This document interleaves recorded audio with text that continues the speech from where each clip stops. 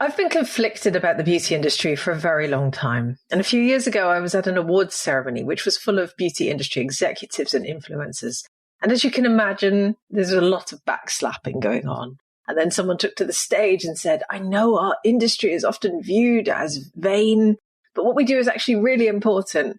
And you know what? Internally, I have to admit, I rolled my eyes because I was in a room filled with executives from all the big companies, you know, the ones that tell us continuously that we're not young enough, not smooth enough, not straight ahead enough, not perfect enough.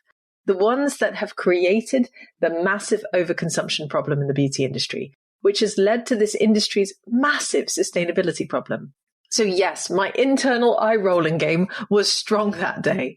So when I welcomed on Erica Gerards from It's All Fluff to the podcast last week, who was an amazing, really interesting guest, and when she explained why she named her brand the way she did, because ultimately makeup isn't necessary and it's basically fluff, that brought back this whole debate for me about the beauty industry. Now, Erica isn't the first person to say this on this podcast either. I vividly remember Sally Goldstone back in episode 75 of this podcast calling the beauty industry a giant vanity project when we talked about the overharvesting of essential oils. But then I feel conflicted at the same time because I know how much the formulations that our students make mean to them and mean to their customers. I know how much different formulations can help people. So today I want to ask an extremely difficult question, which is beauty vanity or is it actually important? Hi, it's Lorraine Dallmeier, Chartered Environmentalist, Biologist and CEO of award-winning online organic cosmetic formulation school, Formula Botanica. I host the Green Beauty Conversations podcast, and these are my Green Beauty opinions, in which I challenge the beauty industry's terrible track record on sustainability and share my thoughts on how we make the beauty sector a better and more sustainable place. If you want to be the first to hear all of my latest episodes, make sure you subscribe to this podcast. So let's split this opinion piece in two halves. And I'm going to start by talking about the fact that we don't need nearly as many cosmetics as we think. We don't need makeup. We don't need to wash our hair as much as we do. We don't need a 10-step skincare routine. In fact, we don't need the majority of the products that are sold to us. Because let's not forget that beauty is a social construct and it changes with the ages. I've even discussed this here on the podcast by looking at beauty throughout human history. So check out episodes 129 and 130, for example, where I talked about the way that people used to pluck their hairline as high as possible and pluck out their eyebrows to give themselves a permanently surprised look. Or the way that people used to stick small leather patches in different shapes on their face, suns, moons, hearts, to give themselves artificial beauty spots. As I've said many times, I have no doubt that the fake eyelash of today and the cat eye of today will also one day be listed in the history books and possibly even chuckled at. And of course, the beauty industry has very successfully told us that we do need makeup, and they do encourage us to wash our hair as often as we can. And they do tell us that we need a large, sizable daily skincare routine. They are the ones who've created bathroom shelves filled with dozens of problems. And they're not doing that from the goodness of their hearts. They're doing that because this is a giant money-making enterprise. So that's one side of the coin. The other side, of course, is the fact that makeup can make people feel good about themselves. It's a form of self-expression, like my guest Erica said last week here on the podcast. And hair care has been something that humans have done since we pretty much came into existence.